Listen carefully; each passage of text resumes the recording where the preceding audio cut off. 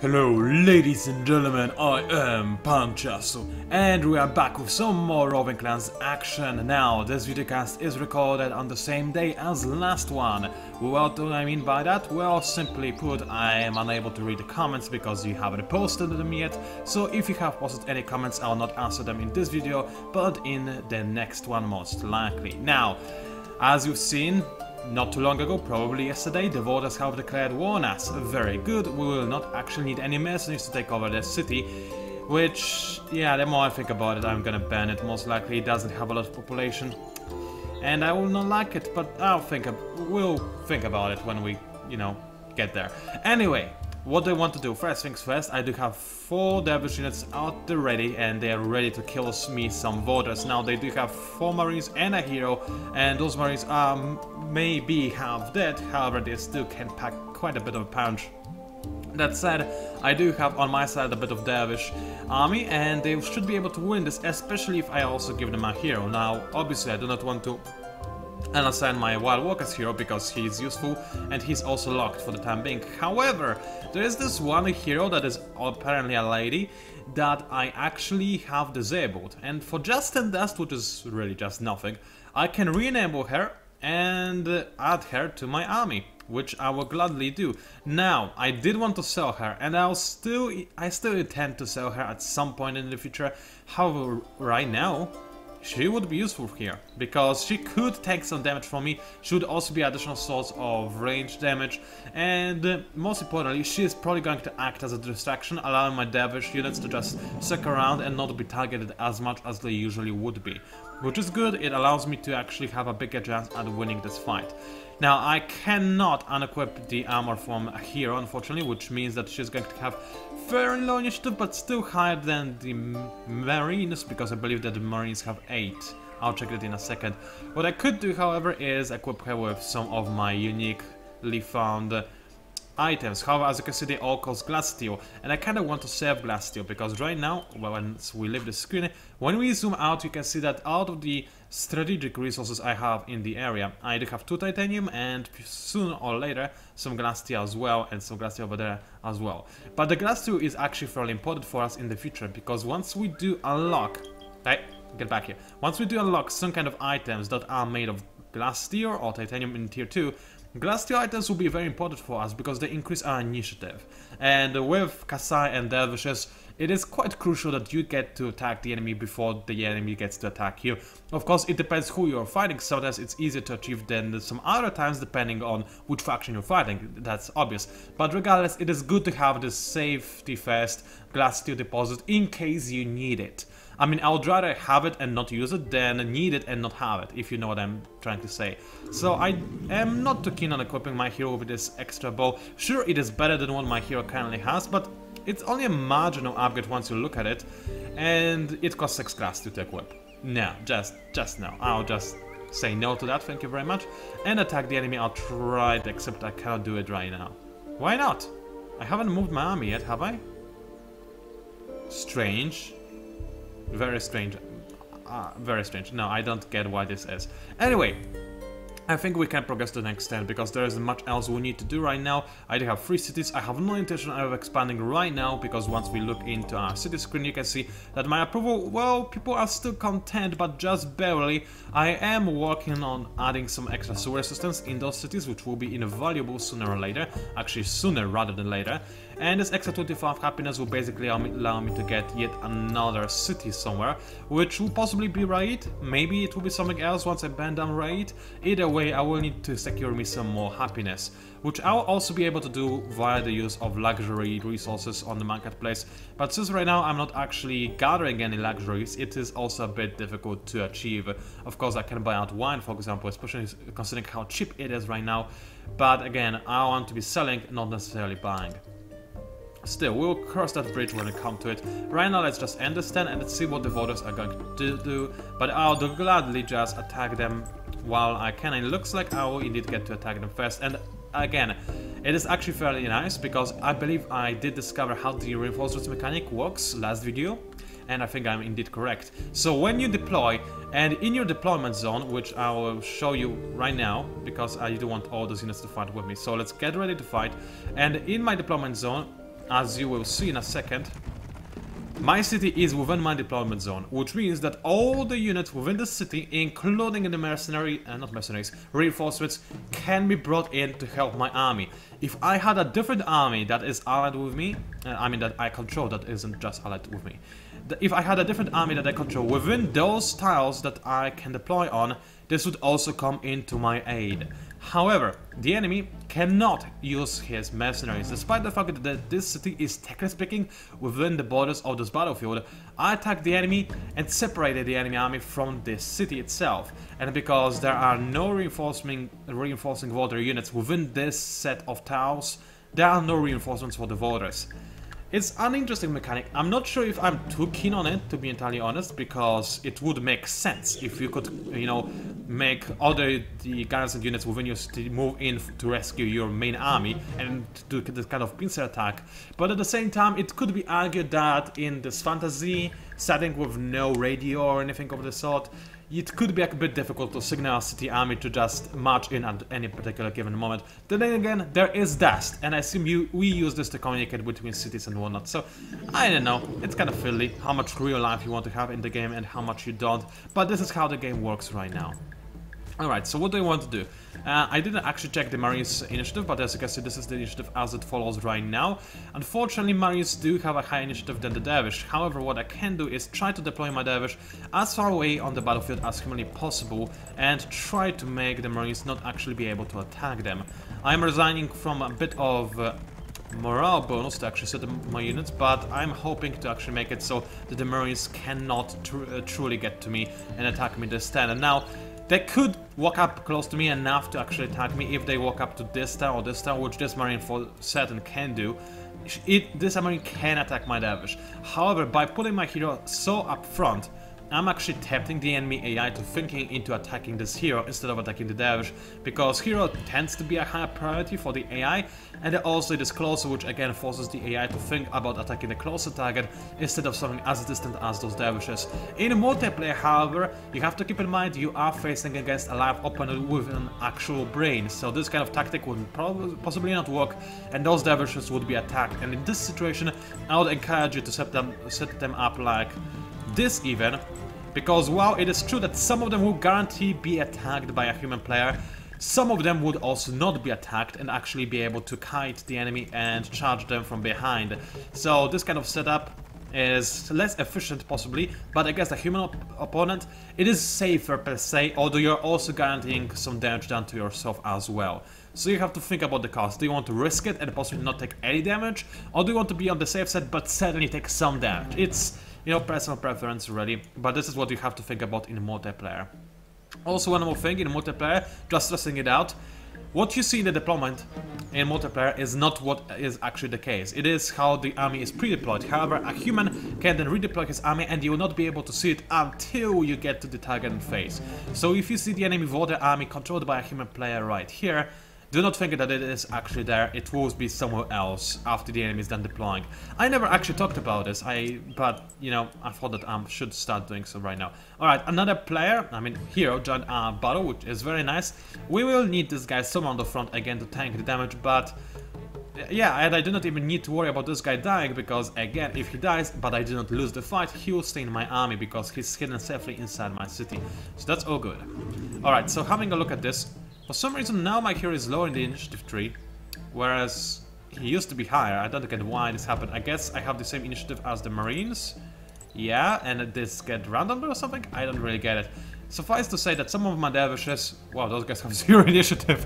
Yeah, that's the old design. But some of the Dervishes have the exact same initiative as the Marines, but since I do not have access to glass steel weapons, armor or anything, I couldn't increase my initiative any further, so it's just, I guess I'm just rolling the dice on who gets to fight first.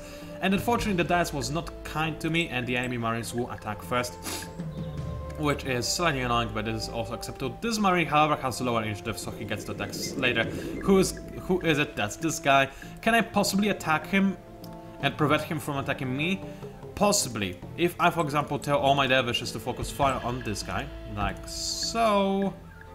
I believe that's everybody focused on this guy. I'm relatively likely to be able to reach him and attack him. However, we have to keep in mind that first things first, if we assume that he moves to this tower, and secondly, we assume that we can move to this tower next to it and attack him. Both of things are very unlikely because this marine has his turn very late in the game, and before him there are some other marines that will probably move forward to attack my other units.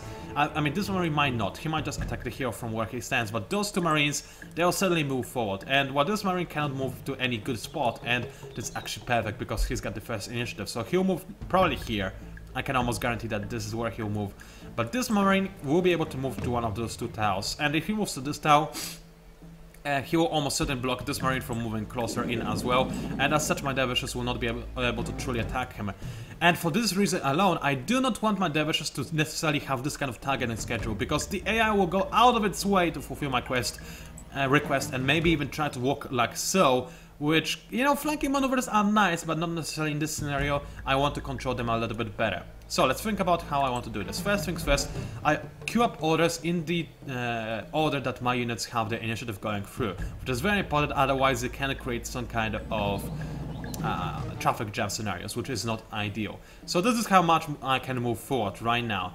Now, because I can almost guarantee you that some marine is going to stand on one of those two towers. How do I know this? It's very simple. This marine can move to any of those towers, but only on those three towers it can actually attack my hero. And it sure is possible that he'll move to this tower, but well, it is lower ground than those towers, so maybe it will move here.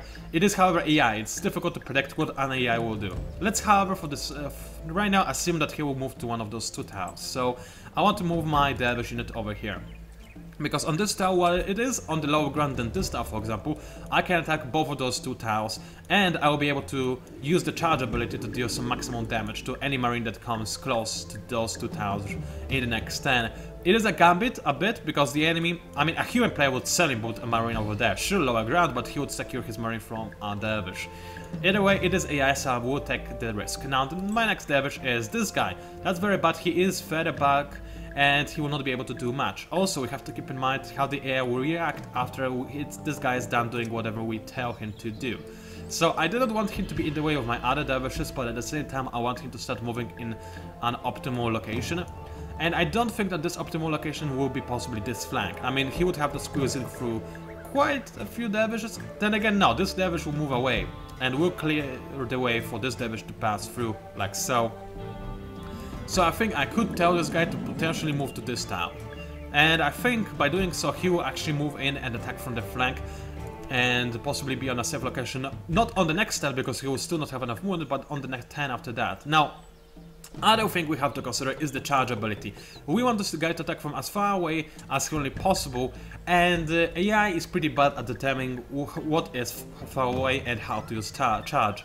In fact, I'm fairly certain AI right now just doesn't know how to use charge, and it's all just lag based. So let's think about this. This dervish will move away and clear the way for this dervish right here. This dervish has 5 speed, however walking on the forest tiles takes up 2 movement points, so he can move up to 3 tiles at maximum in forest. What I can tell, all this is forest, so let's think about it. He can move 3 tiles forward, and if I tell him to go in this direction, he'll move to, like, let's say 1, 2, 3, so he will end up probably somewhere around here, because there is a cliff, so he wouldn't walk there, and this is too far from the original destination for the AI. So I can almost guarantee if I move like so, with the first dervish, the second dervish will move to this tower. Alright, so he moved over here. What happens next? Next is that the marines will be fairly close, and if I were to let this guy just move over here like so, he would then charge in from a very close distance and do nothing useful. However, I can instead tell him to go here like I did before. What happens now? Well, it's very simple. I can move how many tiles? 1, 2, 3, and I'm right next to the enemy, and I still have some extra movement point. Now, it is very important to calculate if you have more movement point at the end of your action or not, because the way AI works right now is very simple. If it senses that it doesn't have enough movement points to move and finish moving to its final destination, then it will stop moving and attack the nearest target, which is a smart thing, because that's what you would do in a battle. If you cannot reach your destination but there's a buddy next to you, you would strike him, wouldn't you? Yes, so that's how the AI works. However, because we know that we will still have some more movement points and we can reach this area of the battlefield, because those tiles are not forest tiles. I'm gonna sneeze. No, okay, good, I didn't sneeze. Oh, that was close. Alright, sorry.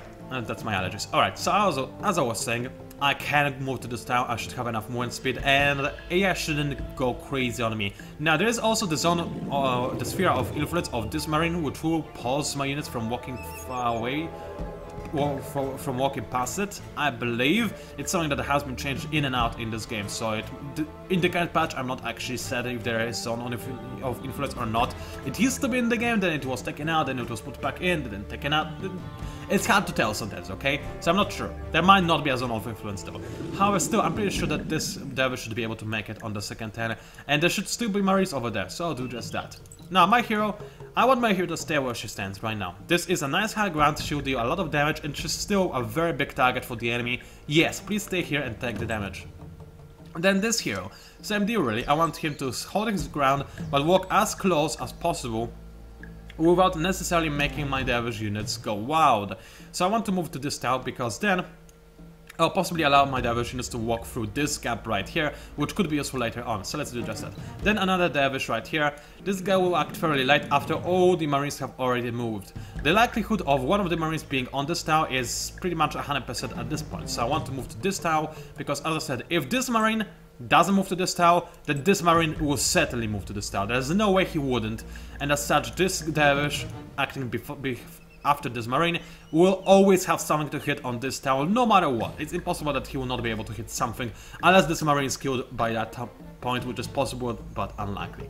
And then the last dervish, he will not have any towers to move on to, because as you can see, those towers will all be occupied and there will be the heroes over there. So I want to set a flanking maneuver if possible, and I'll tell this dervish to walk to this tower, because after I reach the destination from this tower, I'll be able to charge quite nicely and effectively to whatever is over there. I could try and move even further away, but I don't know how the battle will develop, so this is an optimal place to set up.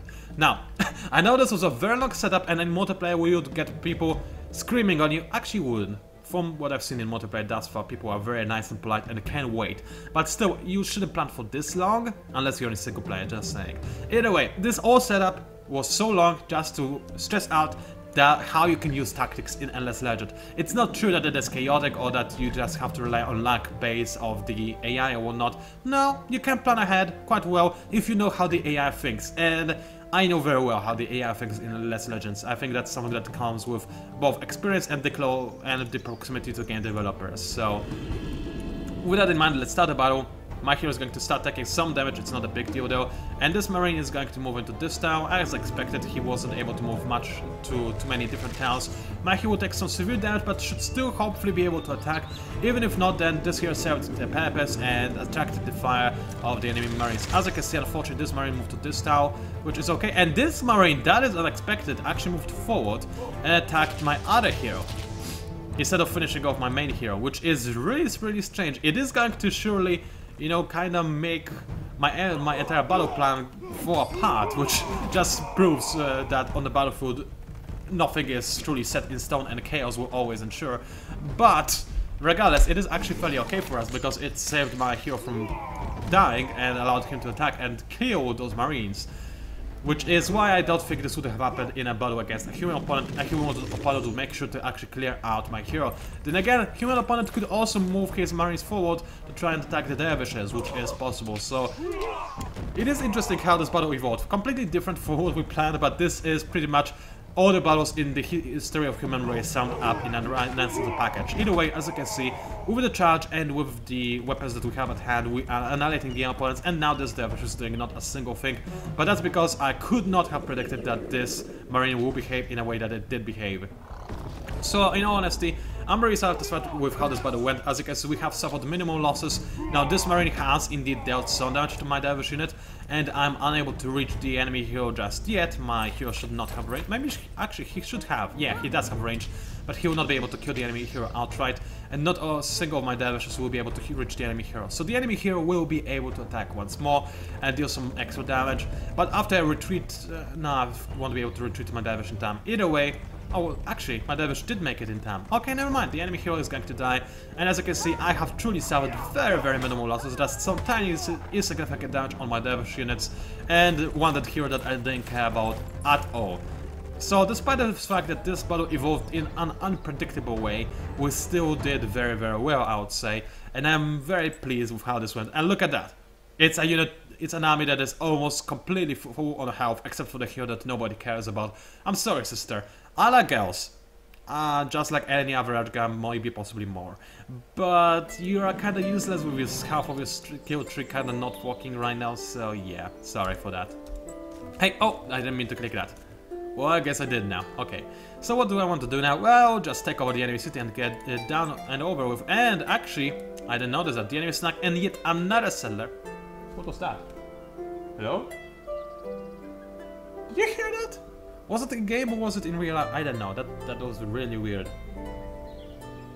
It kind of sounded like a creeper from Minecraft creeped out on me in real life, so I'm not too sure. The power of video games. Anyway, it's very strange that this settler is still here. I thought I killed it. I mean, you've seen me kill it. Maybe it's another settler and those guys just grow population really fast, but maybe something changed in a save file? What? There is something in the room with me, seriously. I think I know what it is. Last night I saw this gigantic effing moth, almost the size of my, well, not entirely the size of my fist, like half the size of my fist, which is still pretty big. Excluding the fingers, of course, that would be too big. But it is this giant moth, which is probably trying to get out of my room, so that's probably it. Sounds kinda scary though. Either way, I think we're done with this stand. Unfortunately, the enemy will not be dead just now, and to be even more annoying, it will set down another city that I'll have to burn down and suffer the unhappiness disapproval from, which is pretty bad. It would be nice if you could just burn down the enemy city without the disapproval, but I can see how it makes sense game-wise and also lore-wise and in every possible sense. Still kinda a bit annoying that I missed those guys. Can I somehow know? I do not have the movement necessary to actually go ahead and kill those guys. How did they get there is beyond me. I must have missed them. Those guys must have made another cellar. Or maybe they had some cellars on the further back. It does happen, yeah, sometimes does have wandering cellars without having them actually settle for whatever reason. Either way, I think we're done with this turn. We can proceed with the next one. The enemy will almost certainly settle somewhere here now. AI, oh wait, maybe not. Maybe it holds with him. Yes! Guys. I'm not even gonna kill you for that. I'm gonna parley with you, and no matter how difficult the quest you're going to give me, I'm going to fulfill it for you. That's how grateful I am. Good. So the voters are now dead. All I have to do now is just go into the city and take it over. Of course, you can besiege the city, which will cause the defenders of the city to gradually take damage after you get the defense of the city down to 0, which makes no sense right now because it's so inefficient when you can instead assault a city. I do hope that the cities will be easier to defend, or that the militia will be stronger, which is something that the devs have confirmed they're working on, which is good. But I also hope that the siege mechanic, as a result, will be more useful. I do want to see some more sieges, I really do. Alright, then let's go ahead and attack, and yeah, I think I'm just gonna auto-battle. Those guys are not even worth my time, I'm just gonna kill them, right? Yeah, let's kill them. I have apparently lost a dervish against a militia. I hardly see this as a possibility, especially with 2 ranged heroes to back me up. But whatever, it's not a big deal. So, right is now mine. Let's have a quick look at the structures inside of it. It has a canal system. Alright, since the city does have a canal system, I'm not going to ban it. Because canal system is an Era 2 improvement, which will take me quite a long time to actually get to. I mean, I'm still 2 techs away from the Era 2, and then in Era 2, it will probably not even be my top priority. Instead, I'll probably try to go for the Mercenary Corps first, then Pro Factory. I'll think about it, but either way, canal system, as good as it is, I would not rush it, most likely. So, yeah, I'm gonna keep this city just for the sake of the canal system. And also, it has a lot of other improvements already built in. So once I will be able to burn down the city, which will only happen once I have 100% ownership of the city. Once that happens, the city will already be fairly well developed, and the area where it's settled is not the best. But keep in mind, I can just lift it up and move to where I really truly want it to be settled. So I'll think about it off camera because I don't want to waste your time, but I'll think, oh, if I want to move it, and if I do want to move it, then where I want to move it. That said, this area seems to be pretty lush and green. Let's just double check. It's actually not. I would have to move it somewhere here-ish. So I might do that just to make sure that this city grows a bit faster, and then I'll resettle it again in a region that has better resources. I mean, there is glasssteel in here that I'll already start gathering because it's already pre-built, but I'll think about it. Either way, I do want to get rid of those super little dredges because I don't trust them. Let's auto battle. I shouldn't take any damage. I indeed did not, so that's nice. Should I keep this hero actually? She did me well, didn't she? I could sell her for a few hundred dust, and how much dust is she actually costing me? She is costing me 4 dust per turn. You know what, Siri-Alastra? Just because I wasn't able to tell if you're a girl or a man, in fact I believed wholeheartedly that you are a man, I'm gonna keep you. You did well in this battle, dying for the cause, being my meat shield. I'll keep you, why not? I'm a nice guy sometimes. Either way, anything else I need to do in my empire? No. My cities are progressing quite nicely, developing as quickly as they can with as little happiness as they have, but it's as good as it gets, I guess. And hold on a second. That I'm going to minimize for the time being. And the enemy is indeed there now. Good. 1 enemy down, and that is 5 more to go. No, 4 more to go. Yeah, 4 more to go. So that's okay. When we look at the scores, we can see that I am firmly at the top, which is fairly a shame, but thankfully, before I find someone like Necrophages or whatnot, those factions will become much more powerful. Broken Lords will, however, fall very easily and quickly to me, because AI in particular doesn't know how to play Broken Lords, and they settle in large green areas. I mean, look at this. Broken Lords settling over here.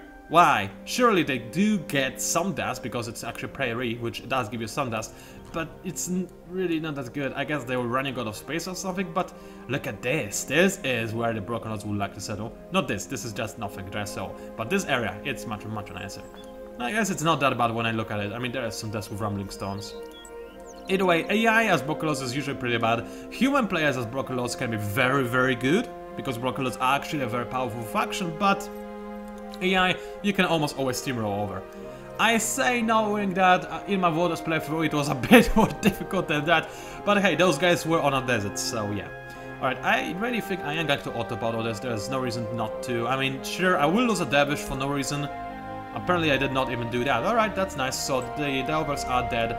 I'll parley with them now just to get their quest. Maybe it will give me some exotic filigree or something else that is nice. Let's see. They will give me wine. Wine is actually really good. Alright, I need to kill monsters at the temple ruins right here. It's very close, and I'll get to talk to Hans as well, which is very good. And even more so, this quest is usually fairly easy. What you can expect from this quest in particular, I know it by heart.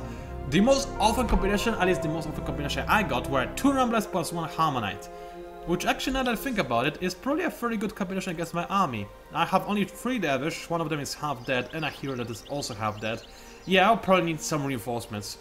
I will need some reinforcements. I'll do that, work on that before finishing this quest. Alright, so there is that. And what do I want this city to do? Well, it doesn't have anything to build except for the dervish. And the Kasai, actually. Alright, Kasai are ready. Alright, let's have a quick look at them. Now, how do I set up a Kasai? As the person in the comments suggested last time, it's really just a good way. Did that person actually talk about... I think she did. He or she or somebody did. Yeah, I don't remember though, it has been a while now, and I have recorded the videos about this comment before, so you know how it goes. Anyway, with Kasai, obviously the best bet is the longbow, because it just deals more damage than the crossbow, and the crossbow also comes in with the shield, which lowers the initiative, which is not good. But without the shield you have 9 initiative, which is as high as you can get without any extra items and whatnot, so let's just keep it as it is right now.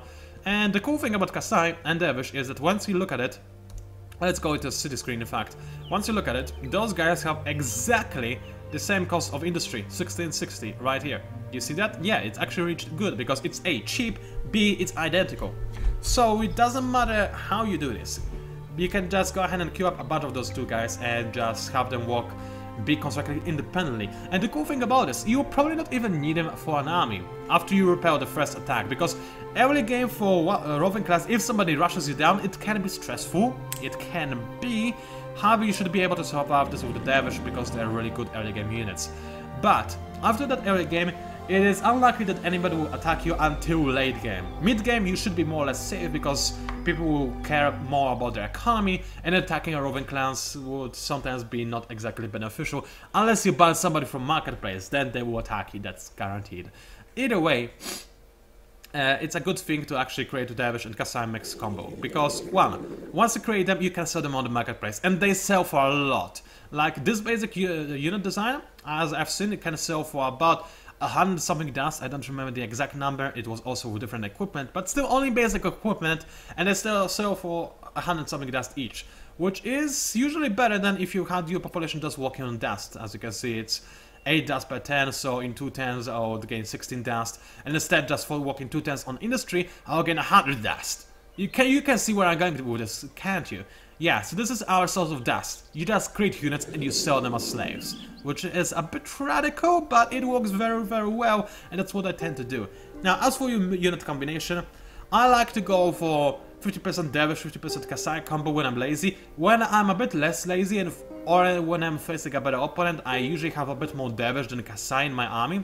Because Kasai are awesome, okay? They have significant, sickeningly good movement speed, which is great. They can theoretically kite very well on the battlefield, but they still have range of your regular marine, which means that enemy units can close in on them if they are played correctly, and human players will usually play it correctly, as you can guess. AI as well, in fact, can also catch up to Kasai pretty well by deploying the units correctly. So Kasai on their own, not very effective. They will not be able to catch the enemy because the enemy will spread out and will catch you off guard, and you will only be able to attack the enemy if they are also able to attack you most of the time. Which is why you need to have some Dervish as well to distract the enemy forces while you attack with the Kasai from the back. And then Kasai can be very, very useful, because if the enemy does want to move around your Dervish, then you just move back and you can move back faster, and you can still use Dervish as a meat shield and attack from behind them. It's a very mobile force that can also be very destructive.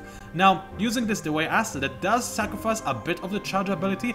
However, if you have more Dervish than Kasai, as I said, which I do sometimes when I am less lazy, then you can reposition your Dervish on every turn when you are able to, in such a way that you can still cover your Kasai, but you do also use the charge ability. I'll hopefully show it to you at some point in this playthrough. Right now, obviously, I cannot because there's no opponent to fight and I don't have any Kasai, but maybe one day I'll show you how to do it. It's a fairly tricky thing to do, and it's a bit fiddly and a bit lag-based. It also depends on how your enemy acts, but it is doable, and I would say that 66% Dervish and 33% Kasai is possibly the optimal combo, but I'm yet to do some more experiments on that.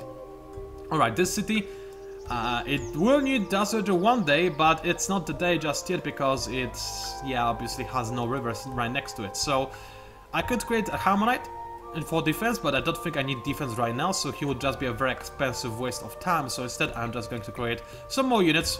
The city, as you can see, has a ton of industry production, so I can't do just that. And in fact, this video is long enough, so let me just safely think off camera exactly what do I want to do, because now is the time when I have to think about how I want to develop my empire. Do I want to be a very aggressive warmonger, or do I want to just pull back a little bit and just stockpile on my resources and whatnot? It might be what I will do, because I do want to progress through the main faction quest as quickly as possible to show it to you. So I might think about not being a warmonger right now and play it a bit more pacifistically for the next video or two, although I will still try to annoy the Brocolos as much as possible, I can guarantee that. So either way, let me think about this off camera and I'll be right back with you. But for now, it was PANCZASU, also known as the Mighty Mix Power. Thank you very much for watching, and I'll see you online.